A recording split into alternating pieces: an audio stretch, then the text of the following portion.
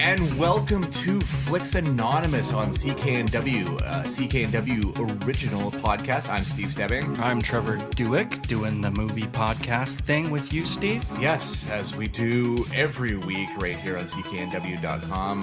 For those that don't know, both Trevor and I do movie reviews for on air. I do mine for Steel and Drex, and you do yours for Charles Adler. Yep, Friday nights. Which, now that we're speaking right now, you've done it with a couple different people because Charles Adler's, I guess, on vacation or whatever. Yeah, it's always interesting when you do, film reviews with different people. Like last week, sometimes you're on with hosts who don't know anything about movies. Yeah, usually, your usual spot, Charles isn't huge on movies himself. Well, he likes a certain style of film. Like, he likes the older films. Yes. And I've convinced him to watch some of the newer stuff. He liked Hell or High Water. Which is always fun, right? When you're just like, you know what? I feel your tastes right now, and I'm going to steer you in this direction. I do that with my parents. I find old people are just have a have hard watching or liking the same movies I like. Yeah. I guess. Well, and then when they don't like it, you're like, what do you mean? What do you mean you don't like it? It was tailor-made for you. It's like telling my 72-year-old father-in-law to watch 13 Reasons Why, and then get back to me and tell me, well, I don't understand why she committed suicide. It was a conversation that I steered out of. Yes, actually, with my mother-in-law. Sue said the same thing. Is there popcorn over there? I think there's popcorn over there. I'm gonna leave this conversation. This one's awkward. Yeah. But we're here right now for episode 28 and give you the lowdown on some of the movies that are out this week. There's only 3 that are in theaters here in Vancouver. 2 of them in wide release, 1 of them in limited, and I have a little VOD one that got sent to me almost at last minute. To talk about, but this is the big one, and already some problems, especially with the way that's being reported on and everything. So we are going to get into a little bit of controversy ourselves, I think, but we're going to be talking about Wonder Woman. Finally, DC is the first of the comic companies to really bank everything on a female-led movie. Superhero movie, yeah. Which, I'm slightly disappointed with Marvel for not being the first, especially, given the caliber of films between the two companies. Yeah. Marvel is kicking ass, while DC is a little left to be desired. Yeah, meanwhile, Black Widow has no movie. No movie. Captain Marvel, there's been no movement besides the casting of Brie Larson. Yep. It's a little bit disappointing. The closest we got is we have Ant-Man and Wasp, but there's still Ant-Man is the focal name in that title. Mm-hmm. But okay, so Wonder Woman, this is movie number 4 in this DC cinematic universe. Gal Gadot was debuted as Wonder Woman in the Batman vs Superman movie. You've said many times before, and I totally agree, the bright point of that movie, which isn't saying much. Is not saying much at all. And she kind of arrives like just kind of really cliched, like she's just kind of superhero lands, and there's a weird question between Batman and Superman who's like, is she with you? I thought she was with you, even though Batman clearly knows that she's not with Superman. We won't rehash that terrible film. So bad. But anyway, this one also has Chris Pine playing Steve Trevor. We have, for a little bit, we have Connie Nielsen and Robin Wright playing Amazonians on Themyscira with Princess Diana. Mm-hmm. And everything. We have David Thewlis in here, Lucy Davis, Syed Tamagoy, Danny Houston, Ewan Bremner, and it's directed by Patty Jenkins, who she's only made one other feature film, and that's Monster, which is a fantastic film. I believe it's 2001, so she hasn't made a feature film in 16 years. Holy moly! Right? That's a big one. Not that she hasn't tried. She was actually the first director approached for Thor: Dark World. Oh, was this the one that Natalie Portman really wanted? Yeah. And then that blew up, and then Natalie Portman went off in a huff. And then her idea for Thor sounded really interesting because it was an Asgardian Romeo and Juliet type of story that they were going to do. Oh. And that's kind of interesting to me, especially because Marvel always deals with different themes. But Wonder Woman is kind of straightforward like all the other DC Warner Brothers films at this point. It's very much an origin story showing the beginnings of Diana, and this is kind of their Captain America, is how I feel. This is their Captain America first adventure. Very, very similar, actually. I know. Lots of parallels. Yeah, time period piece, World War I or World War II. This one's World War I. And I will say, okay, the movie is at a 92 or 93 certified right now. I'm going to start by saying that. It's a 76 on Meta, so it's getting a little trending towards something more realistic once you go to Metascore. I have kind of a problem with this because I think it's misleading people. But this movie, in my opinion, is better than just being absolutely mediocre because of Gal Gadot as Wonder Woman. She really cements herself as Diana in this movie, not just as Wonder Woman, because she has a really good game face, a really good I'm kicking ass face, but we needed the more substance to who Diana is, and I think she gives that, as I was saying yesterday, because of the inexperience she has as an actress, and I think that translates to the inexperience being undercover human. Yeah, when she's in the real world. Yeah, exactly. When she goes from her little secret island to the real world, she has that. She's very naive about how things work and what she should wear and things like that. And that actually worked. It does. And I thought the chemistry between her and Chris Pine was really good. Definitely. Yeah. I thought Chris Pine also was excellent in his film. I think he was a standout. I liked a lot of his lines. He brought a sense of humor to it. Yes. And but yeah, Gal Gadot. She was very good. I like her as Wonder Woman, but there's other issues with this film. There are other issues, and it comes down to script. It comes down to script and the A to B to C plot. Whereas just there's certain things in this movie that are incredibly predictable, and there are just certain choices that I don't think are getting talked about. They're getting overshadowed by the fact that this is a woman-led movie. Okay, here we go. For the first third of that movie, it is kind of badass to see all these women fighting and just like having no weak female characters on screen. Like that is a really big thing. But then they get into the real world, and they're playing up all these of what the reality is of human Earth, and that's the fact that men are in control. You know, women are relegated to being secretaries. They're not allowed into war rooms with the other men and stuff like that. But they don't expand beyond that. And then the main focal point, the main moral by the end of the movie was something that she needed a man to help her along with. That's my personal. That's what I really felt by the moral of that movie, and something that she iterates at the end of that movie too. You know what I mean? Like what it was that got her to the point that she could vanquish the evil. Right. You know what I mean? And it is something that she needed that man in her life to help show her. Yeah. So here's the thing. You make a great point. And I got in a discussion with a female critic who's really nice. Her name's Courtney. She's a little mommy blogger in California. And she was loving this film. She said it was one of the greatest superhero films ever made. And she goes to me, I go, well, why? Here's the problems that I had with it. A, the CGI. Yeah. The CGI dodgy is in parts. Terrible. Not just in parts, throughout the entire movie. The action sequences. There's a scene where a small Diana falls off a wall, and it's just like it's CGI you would see like 5 years ago on television. It's really bad. It took me out of the movie, but besides those problems, apparently we're supposed to ignore those problems because it's a female lead, it's a female director, and we should be rooting for films like this, not putting them down. This is empowerment for women and little girls everywhere.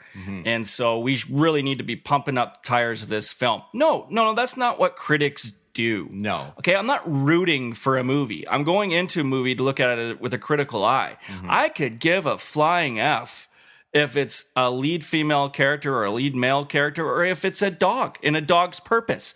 As long as it's a good movie, that's what I care about. Don't tell me that I have to, give it a good rating because, that's good.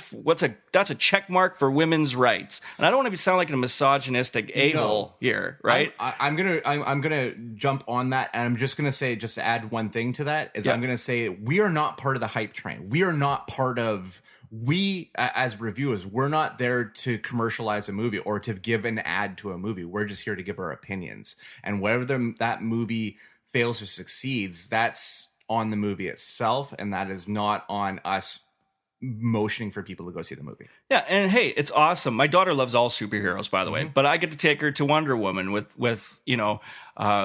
obviously a female lead because it's Wonder Woman. Like, I don't know who else would they cast for that. You know what I mean?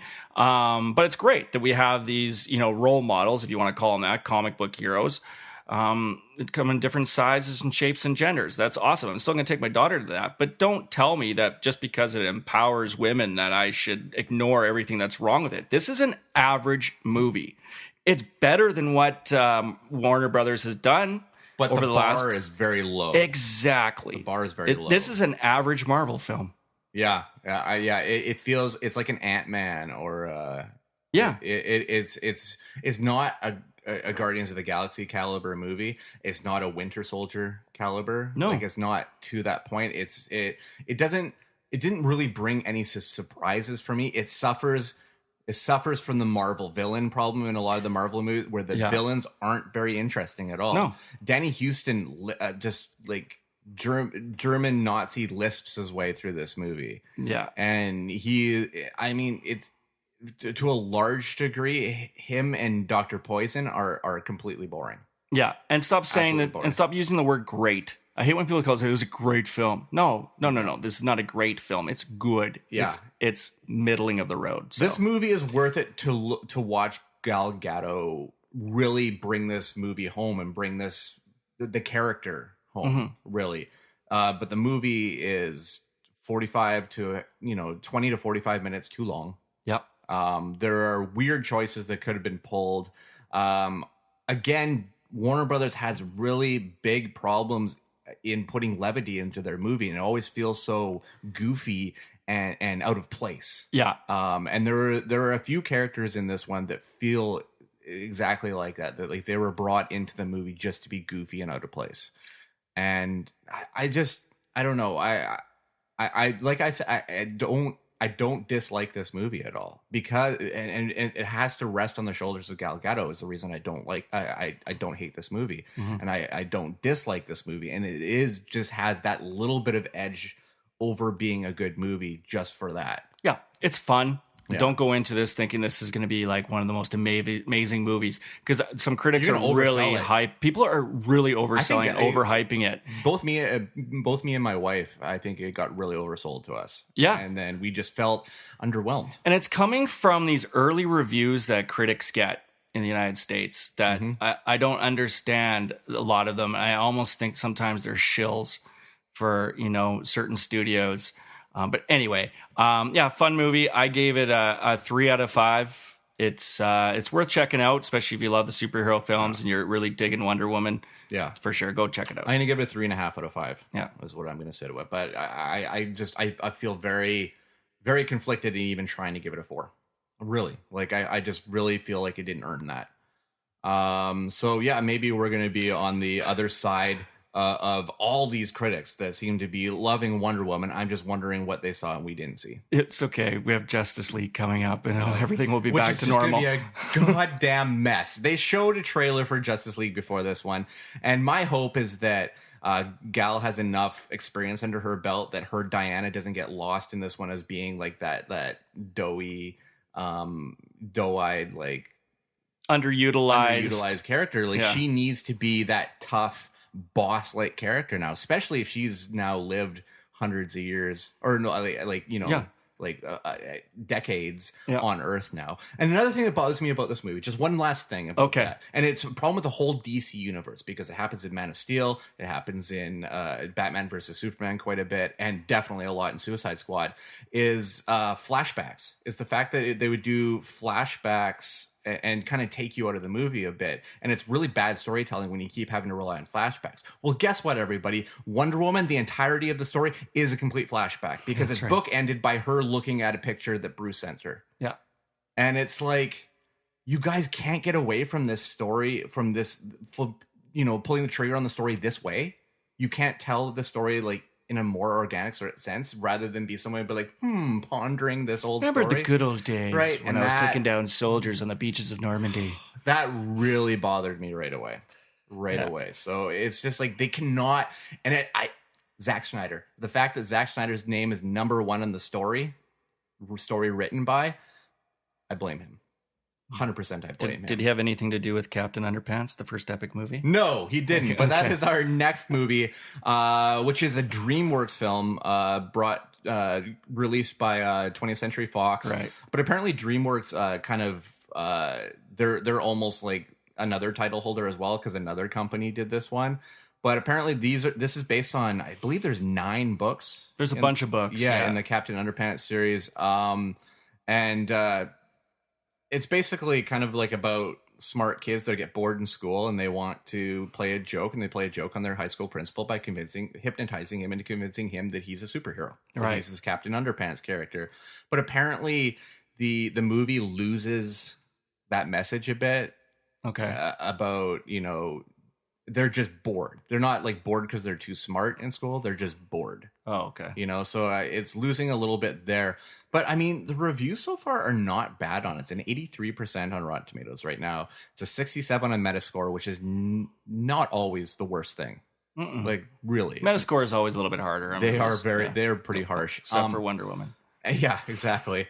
But it's written by the director, David Soren, the screenplay, who did the screenplay. He also did the movie Turbo for DreamWorks. Underrated I thought it was animated film. It was actually quite fun. It's actually quite, Ryan Reynolds and stuff. It's not a bad movie. But this majority of this movie is written by Nicholas Stoller, who's known for doing Forgetting Sarah Marshall and Storks most recently, which, you know what? That movie makes me laugh quite a bit. Andy Samberg, Jennifer Aniston. I think it's pretty funny. It makes me chuckle because it has just those comedic delivery and lines that make me laugh. And this one is sure to have that because you have Kevin Hart.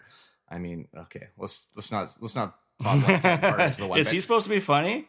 I might be able to endure an hour and a half of Kevin Hart if I have Ed Helms, Nick Kroll, Thomas Middleditch, Jordan Peele, Kristen Schaal, Brian Posehn, Mel Rodriguez. Yes, it's not a bad cast, really. Oh, that's great. I mean, Kevin Hart is the one that's going to put a lot more butts in seats because his name just on the marquee is going to sell more than everything. Apparently. But I think that playing this character of Captain Underpants, I think Ed Helms might be the person to go see this movie for. The villain is Professor Poopy Pants, played by Nick Kroll. Nick Kroll is always a good villain. If people watch Sausage Party, they know that he's a good villain. But that's right. Yeah, this one's interesting. But there's really not a lot of fanfare behind it, which might go largely unrecognized, especially on the same weekend it's been released as Wonder Woman. It's unfortunate with the release date on this, especially with it's getting good reviews. It's going to be probably on Netflix. Yeah. So limited release. This movie's taken like 2-3 months to come out. It was nominated for Best Foreign Film. It lost to The Salesman. Yeah. But this is it's from Denmark. It's called Land of Mine, and it's directed and written by a director named Martin Zandvoort. And he basically constructs a story that takes place just after World War II in Denmark, where a Danish sergeant is in charge of a group of POWs to remove landmines from the beaches and from the surrounding hills of Denmark. Yeah. The twist is these POWs are Hitler youth. They're teens. They're young boys. And so this is a very harsh individual that just wants nothing more than to get all the Nazis out of his country, by whatever means necessary. But then these boys start dying as they start to, fall trapped to their own countries tricks. You know what I mean? Like Yeah, landmines on top of landmines, just like really bad, heinous things, and they start getting blown up one by one. So the camaraderie starts to build between the boys and this sergeant, and I think that's one of the more interesting dynamics. Especially like you've gone so long believing this to be your enemy, but when you're faced with a certain innocence. Yeah, young characters, young people that you're working with side by side. Yeah, you probably have some kind of bond, some kind of care, compassion. You know what I mean? Because we're all human at the basis. And I this is one of my favorite movies that I watched this year, just because it's so compelling in these performances and in this vein of storytelling. I think it's incredibly interesting. And especially to even try to humanize Nazi characters, which is a touchy subject. It's very, very tough to do. So I found this one really interesting. It just got buried out here. And it's going to be playing Van City Theater for, I think it's an 8-day engagement. I really recommend people to check it out. Yeah, Land of Mine, Van City Theater. Go see it. I mean, it's an 88% certified and a 75 on Metascore. That's pretty damn good. Yeah. I mean, not Wonder Woman numbers, but it's pretty We're just going to keep going back to that, aren't we? We are. Go back to that. This one's a 5 out of 5 for me. How did this get 88% and then anyway? We won't talk about Rotten Tomatoes. This is the whole thing. Actually, the problems with it. I saw a GIF today showing... is it a GIF or a GIF? It's a GIF. Okay. I call it a GIF.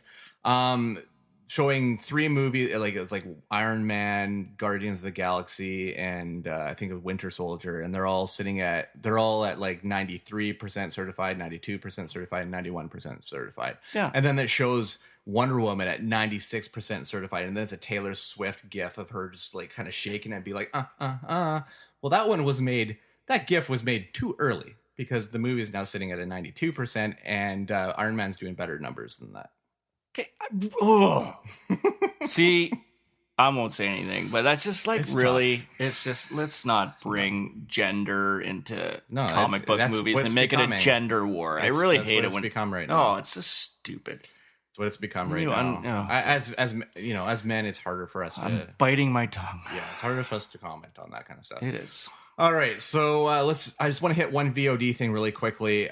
In Canada, this movie is now available. You can find it on your VOD machine or Apple TV or anything like that.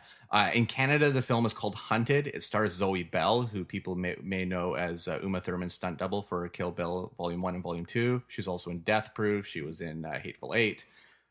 She plays a photographer that... heads with a group of missionaries into the jungle for kind of an expedition.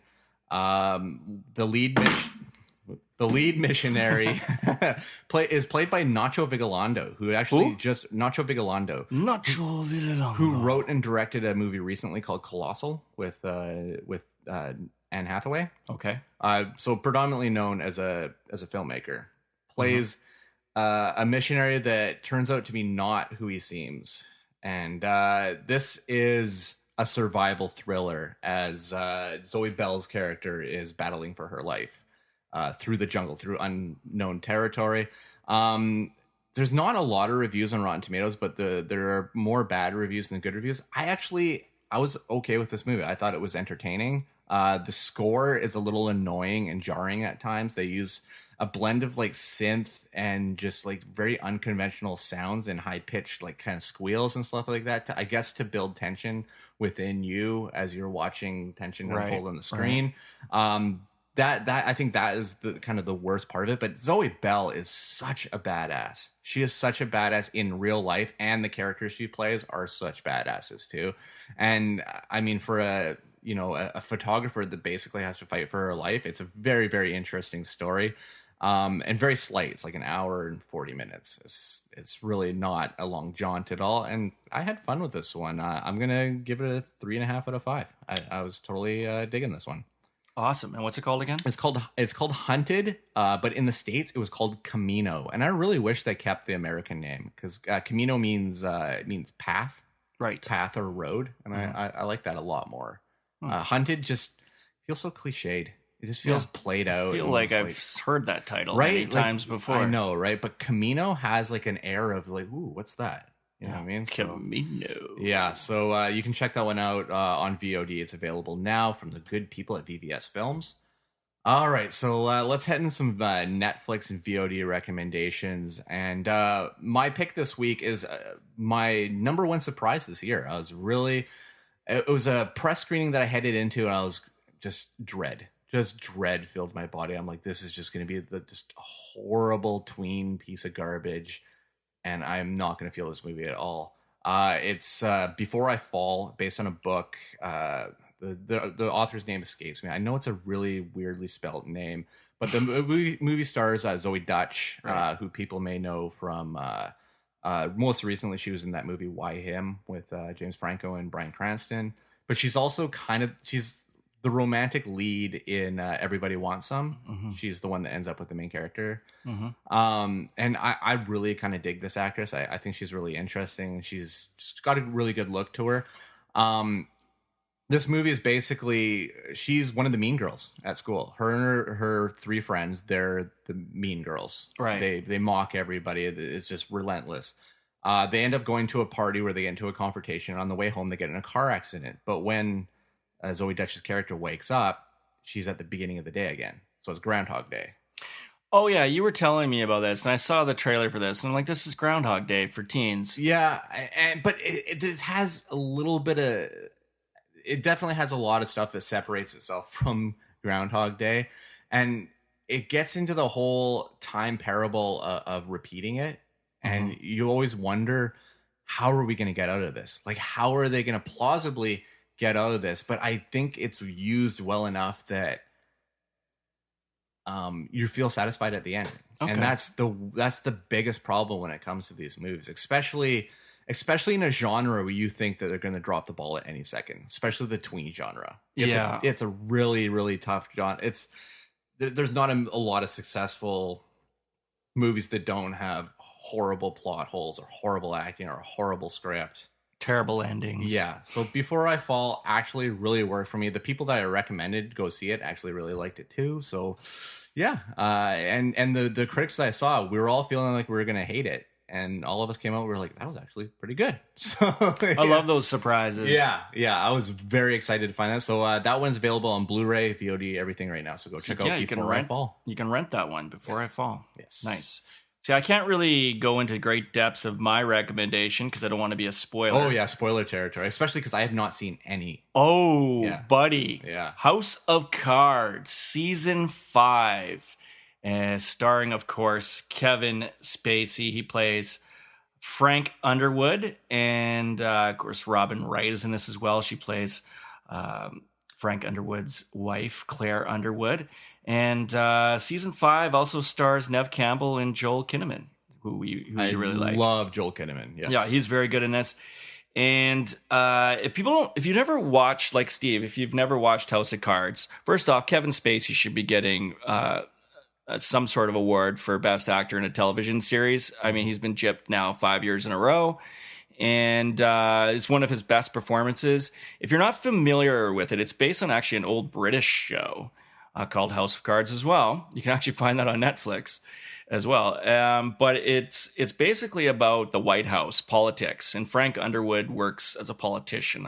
That's all I'm going to say. And you watch him move up the ranks, and it's cutthroat. It's devious, it's interesting, it's fascinating, and it very much mirrors what goes on in politics in today's world.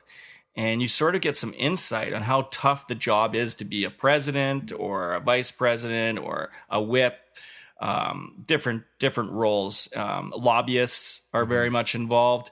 And so you get this inside look, better than some of the other shows that have been out there about the White House.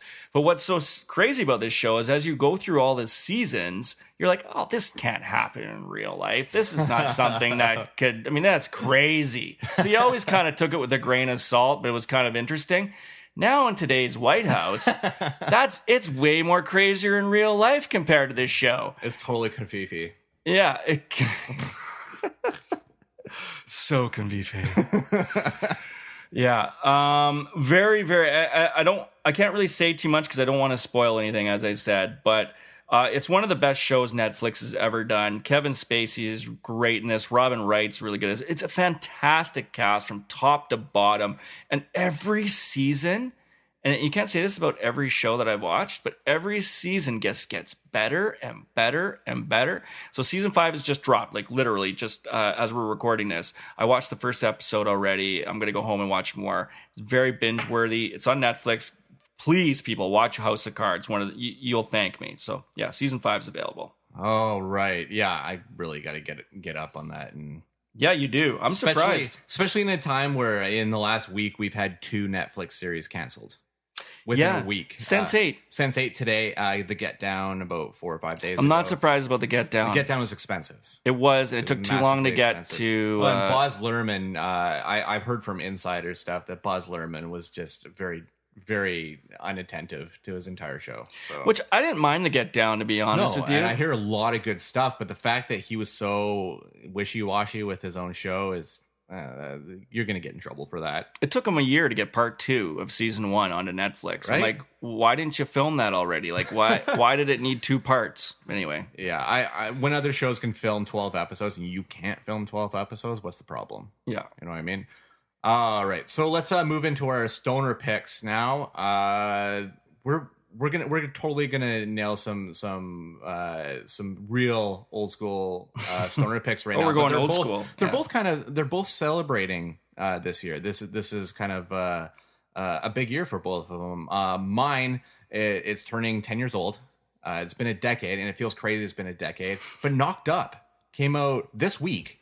10 years ago. Put Seth Rogen on the map. Yes, it really did. I mean, and those who noticed him already in 40-Year-Old Virgin being like, oh, he was the guy that worked with Steve Carell's character and everything, and Freaks and Geeks and everything. But Knocked Up is the movie that really put Seth into the forefront about basically, a stoner that's trying to launch a Mr. Skin-like website who knocks up a girl that is way out of his league. Yeah, drunk. They were drunk. Massively drunk. Right. This movie, I mean, it's Apatow wrote and directed it.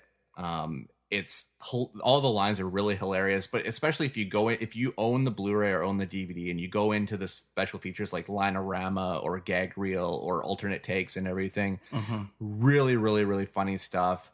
And it's just hours and hours of enjoyment for any stoner to smoke a joint. I mean, there's the Lost auditions where instead of Seth Rogen, it's Michael Cera, and Michael Cera gets in like a verbal fight with Katherine Heigl on set and everything. There's like a lot of really funny stuff. James Franco had an outtake on that one, and there's just a lot of great people that appear in the extras as well as the actual movie itself. I mean, Jason Segel's in this movie, Martin Starr, Seth Rogen, Jonah Hill, Paul Rudd, Leslie Mann, if you haven't watched Knocked Up already, then, I mean, come on. Get on it. Yeah. Seriously. One of the best stoner films out there. Yeah, I quote it still, a lot. Yeah. So, but yeah, 10 years old. Holy shit. Wow.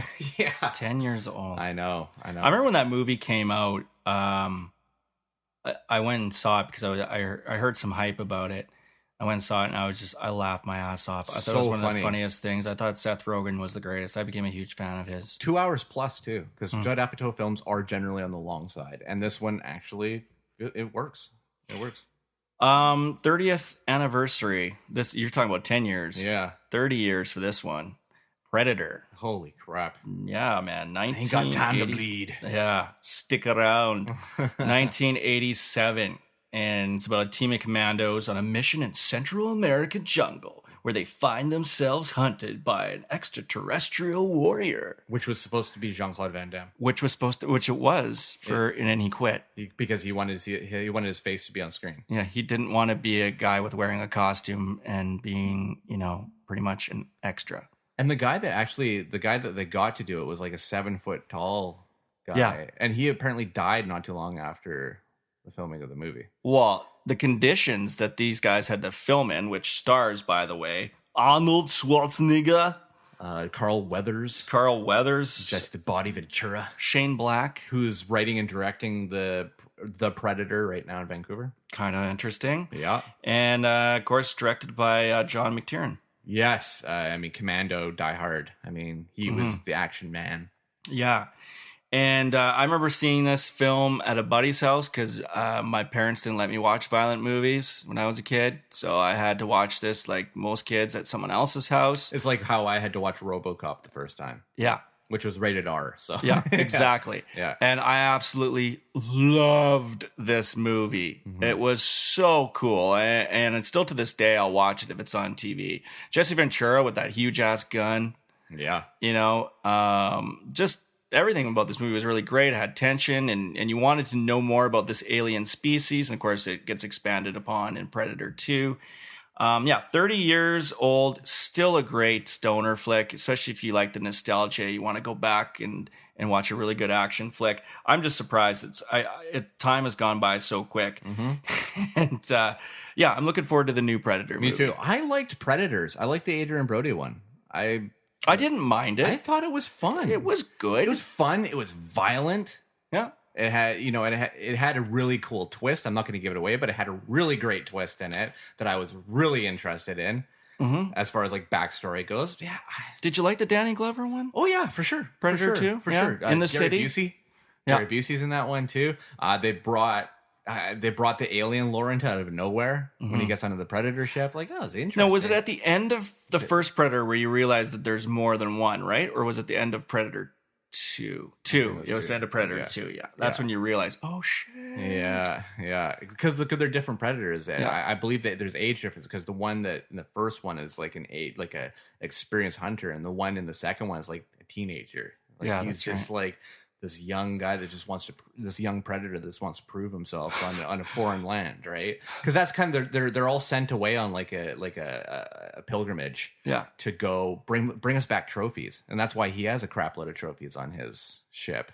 Oh yeah, right. Because they're trophy hunters. Yeah. There's so many interesting things when it comes to the Predator movie. So and then there was the Predator versus Alien stuff that just never worked, but it was a good idea. No, to see a Predator running alongside a human and working together was just too much for me. Exactly. All right, so that brings us to the end. There's a lot of food for thought on this episode. We're not deterring you from going to see Wonder Woman. Definitely go see Wonder Woman. We're just giving an honest opinion. Yeah. It's not great like everyone's saying it is. Yeah. Please check out Land of Mine. It's such a good film. We have some killer stoner picks that'll fill your weekend. But you can find all of our shows on cknw.com. We are a CKNW original podcast. We're also on Facebook at facebook.com/Flix Anonymous and on Twitter at FlixAnon. You can find me on Twitter at The Steeple Dead. I'm at Trev Duick. And let's not forget, we're also on Instagram. And we're on YouTube as well. FlixAnon. And we're on YouTube now. Newly on YouTube. And you will be able to listen to all of these episodes just by playing a video now. Yeah. So you won't see our faces. No, but you'll just see our really beautiful title card. Yeah. Which I love. I absolutely adore. Flix Anonymous. We have a couple different title cards. This one I really dig. Yeah. So on YouTube, it's at Flix Anonymous, right? Yes. Just find us there. Yes. Okay. But next week, we get a little bit of a bigger week next week. We get 5 movies next week, including Tom Cruise trying to boot up the Universal's dark universe right now. I wonder how much running he does. It looks like a lot of running.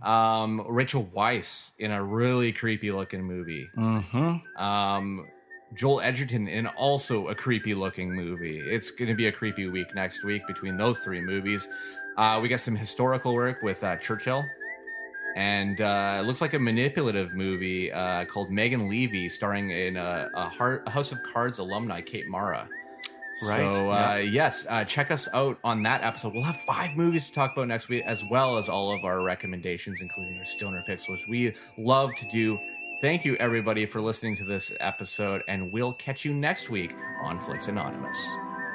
Hey, you crazy cinephiles. Thanks for listening to Flix Anonymous. Feel free to send us nasty and abusive social media messages on Twitter at FlixAnon. If you need more characters to tell us how much we suck, you can find Flix Anonymous on Facebook.